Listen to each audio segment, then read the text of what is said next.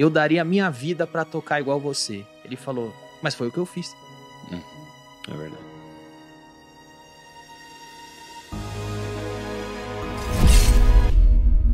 Mas quando você fala que você trabalhou, o que é o trabalhar pra você? Por exemplo, vamos falar de stand-up, vai. Poderia estar falando de outras coisas, vamos falar de stand-up. Poderia falar do programa, onde envolve uma estrutura, onde envolve uma equipe, onde envolve um resultado. Mas eu vou pagar o stand-up que vai ser mais simples de explicar. Eu poderia ir ao palco e, em vez de piada, fazer os discursinhos que a gente falou e ganhar a simpatia da menina da agência de publicidade, do diretor da televisão e ser um gênio. Olha que genial, ele falou contra o opressor, ele falou de oprimidos. Eu poderia fazer o discursinho. Mas eu preferi sentar na minha casa, perder muito mais tempo e criar um texto que quando eu vou pro teatro, as pessoas riem do início ao fim. Isso é um trabalho. O que acontece isso? Por mais que me xinguem, meu teatro, meu show continua tendo fila. Porque as pessoas sabem que quando entrar lá vão rir. E vão ouvir a verdade. E vão tipo ouvir assim, a verdade. A sua verdade, assim, Exato. né? Tipo, a sua essência, né? Exato.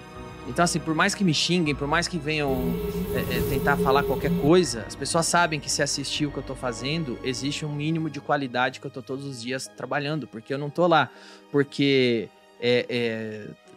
alguém me indicou. Eu tô lá porque existe um resultado que eu entrego. Eu ganho... No auge do meu assassinato de reputação, eu ganhava da Globo toda semana. Porque eu tava trabalhando pra isso. O trabalhar pra você tem a ver com o quê, assim? Tem a ver com esforço? Ou tem a ver com, pelo que você tá falando, se manter fiel ao que você acredita, assim? Porque você falou que, eu sempre trabalhei. Por exemplo, aí você deu exemplo. Eu poderia fazer discursinho e eu decidi fazer isso. Assim. Poderia pegar um atalho, um discursinho. Trabalhar pra você seria não pegar atalho. Trabalhar pra mim seria fazer uma coisa constante, eu saber o que eu tô fazendo. Se alguém chegar e falar... Correto com princípios. A gente pode ser mais mecânico que isso, ser menos moralista. Se eu vou entrar num ramo de stand-up comedy, eu trabalho pra conseguir fazer um show que as pessoas vão falar, é um dos mais engraçados. Então, na verdade, o trabalho pra você é resultado. É o resultado. Porque se o que você tá falando, trabalho é pra eles saírem e darem muita risada, acham os mais engraçados. Então, o que você tá falando não é, você sempre focou no resultado. Fazer o melhor que eu posso com o que eu tenho. Mas não necessariamente isso. Oferecer o melhor que eu posso para as pessoas que estão dispostas a consumir o que eu ofereço. Dentro daquilo que você acredita, né? Não tem isso. Mas não só isso, porque quando você fala de fazer o melhor que você pode, o que você tá falando que, na verdade, que você sempre fez foi atingir o resultado. Então, isso não necessariamente tem a ver com o seu esforço. Tudo que você tá falando as pessoas sempre saem lá e riam mais que todo mundo. Não parava, era fiel. No caso, para isso, tem muito esforço envolvido. Pra você criar um texto que funciona bastante. Tem esforço, tem desgaste. Sim. Você acha que você é talentoso no que você faz? Não, eu acho que eu trabalho bastante. Mas você acha que não tem um pouquinho de talento? Cara, sem falsa humildade. Não, sem falsa humildade. Sem falsa humildade. Por favor, hein? Eu acho que não é humilde, não é humilde. Então, não é falsa... Não é humilde? Não é falsa humildade. Eu acho que eu sei o que eu gosto, eu sei o que eu quero. Quando você sabe, você começa a entender quais são os meios que você vai ter pra... Eu acho que tem mais a ver com uma coisa artística, de arte e tal, entendeu? Quando que você passou a saber o que você queria? Isso é importante. Desde sempre. Você nasceu sabendo Desde o que queria? criança, por exemplo. Hoje eu faço um programa, eu conto uma piada. Eu faço um programa, eu penso com cabeça de espectador, eu não penso com cabeça de quem tá apresentando. Porque quando eu conto uma piada, eu penso com a cabeça do espectador. A pessoa pagou pra ouvir um ingresso, que piada eu gostaria de ouvir? Essa piada ninguém tá fazendo. Pô, tá só discursinho, não tô vendo ninguém zoar isso aí. Eu gostaria de ver alguém zoando isso, eu vou lá e zoo. Eu gostaria de um programa que fizesse, por exemplo, quando eu criei o talk show lá, que foi Agora é Tarde na Band, depois Hoje de Noite no SBT, eu gostava muito do formato de talk show. Mas eu achava que o Jô Soares era um programa de entrevista com uma banda, não um talk show. Porque só tinha o talk, não tinha o show. Era ele na mesa falando. E quando a gente vê talk shows, existem quadros com comediantes, existem piadas originais sendo contadas dos assuntos do dia. Existe a parte do show, e eu não via isso. Então eu fui criar e Eu nunca fiz uma faculdade de criar talk show, então eu fui trabalhar para entender como que eu posso fazer. Levei um projeto, aí já contei essa história em muitos lugares, mas depois de muito tempo, quando confiaram que poderia sair, aí eu comecei a trabalhar para entender como que aquilo que eu entendi no papel posso colocar na prática. E aí, assim, por isso que eu digo que é trabalho. É um negócio. Você tem que cuidar o tempo todo. Você falou que você sempre soube o que você queria. O que você quer exatamente? Aonde? Em que área? É muito amplo. É porque quando você fala que você sempre soube o que você queria, sim, e que isso foi importante no seu trabalho, e pelo fato de saber o que você queria desde o começo, você conseguia fazer as pessoas rirem? Sim, por exemplo. O que é que você queria? Por exemplo, eu sempre quis trabalhar com alguma coisa que não fosse bater no cartão, trabalhando 7 dias por semana. Isso me matava. Então você sabia o que você não queria? Sabia o que eu não queria. Mas eu sabia o que eu queria. Eu não queria isso, e eu queria viver de alguma coisa que eu crio.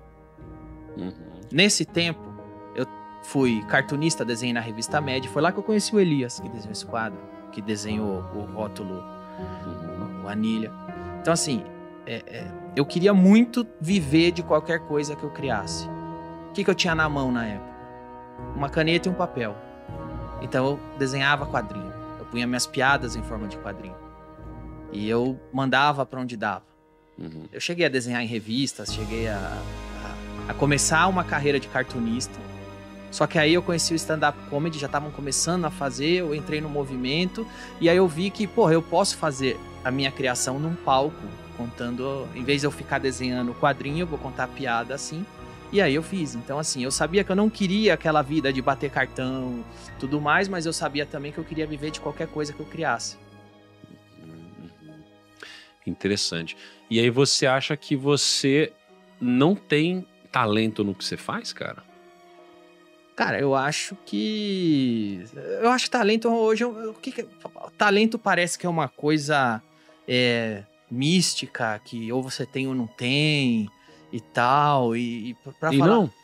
Cara, eu acho que existem propensões. Eu acho que se você se esforçar, você... Olha, tem uma história que eu gosto. Eu não lembro direito o nome do violinista, eu não vou lembrar o nome dele, mas eu lembro da história. Uma mulher chegou para esse violinista, depois do concerto, e falou assim: você é o melhor violinista que eu já vi na minha vida. Eu daria a minha vida para tocar igual você. Ele falou, mas foi o que eu fiz. É verdade. É aquele dado... Eu sei quem é esse. Muito boa história. Então, assim... Ele poderia ter um talento, ele poderia ter uma inclinação, ele poderia ter um... Qual é a inclinação que eu tenho pra comédia? Eu gosto desde criança. Eu gostava de ver filme do Jerry Lewis, eu gostava de ver Chaves. Eu cresci lendo a revista Mad. Nossa, eu sou comediante hoje por causa da revista Mad. E aí eu lia e falava, puta, eu adoraria trabalhar escrevendo essas coisas. Puta, deve ser legal.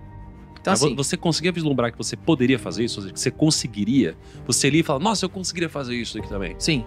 Sim. Sim, porque eu fazia. Eu era criança, assim, aí eu pegava e eu desenhava meus quadrinhos, eu desenhava minhas páginas da revista Mad. Na escola, eu criei uma revista Mad. Eu fazia, de fato. Perfeito. Quando eu vi o stand-up, Jerry Lewis fazer stand-up, eu falava, puta, mano, isso aí não tem no Brasil, né? Tem no Brasil, assim, o Ari Toledo conta as piadas lá de salão e tal, que eu gosto também, mas não tem aquele cara no bar contando aquele... Não tem no Brasil. Puta, eu queria fazer isso e tal, porque eu gosto disso. Então, meu primeiro passo é gostar. E depois eu me sinto inclinado a querer fazer, de tanto que eu gosto. E aí eu vou descobrir como eu faço. E aí é que entra o trabalho. Perfeito. Cara, pra mim, o talento, ele tem um viés bíblico, né? Você conhece a palavra dos talentos. Sim. E na palavra dos talentos, só pra arredondar aqui, né? Você tem os 3 servos, o primeiro multiplica os talentos, o segundo também, e o terceiro enterra os talentos. Talento era o nome do dinheiro, não era um... Então. Era o nome da moeda. Então. Tem um duplo sentido. Né? Tem um duplo sentido.